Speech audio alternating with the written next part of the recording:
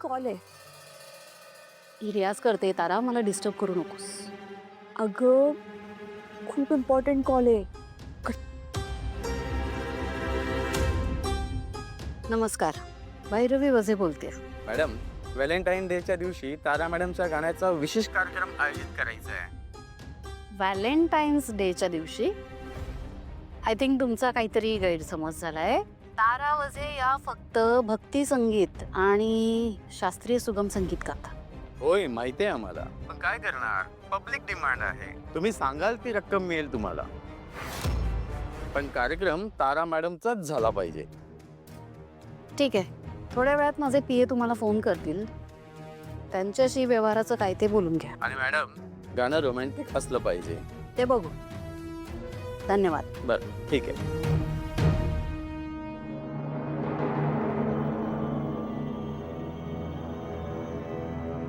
नमस्कार. तुमची तातडीने एक मदत हवी आहे मला. हो, खूप अर्जंट आहे.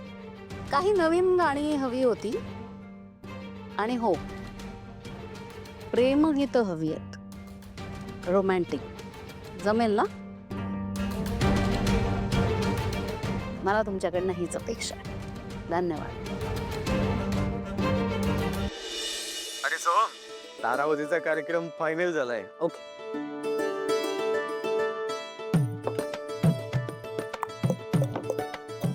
बबलू इकडे इकडे ना.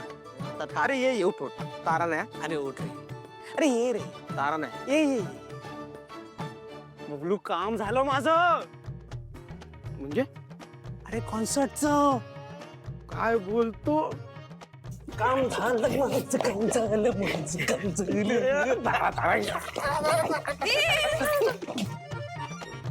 काय कसला आनंद झाला एवढा? साहेबांची गाडी पुढे सरकली. म्हणजे तू म्हणली होतीस ना, प्रपोजची तयारी केली साहेबांनी.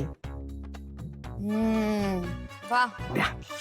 कर मग कधी करणार आहात प्रपोज? प्रेमाच्या दिवशी, व्हॅलेंटाईन्स डे ला. म्हणजे पण काय आयडिया, एक नंबर आयडिया आहे. ती फिक्स झाली की आम्ही सांगू. हा, बरं, येते मी. तू तारला कॉन्सर्ट मध्ये प्रपोज करणार आहे हे का सांगितलंस?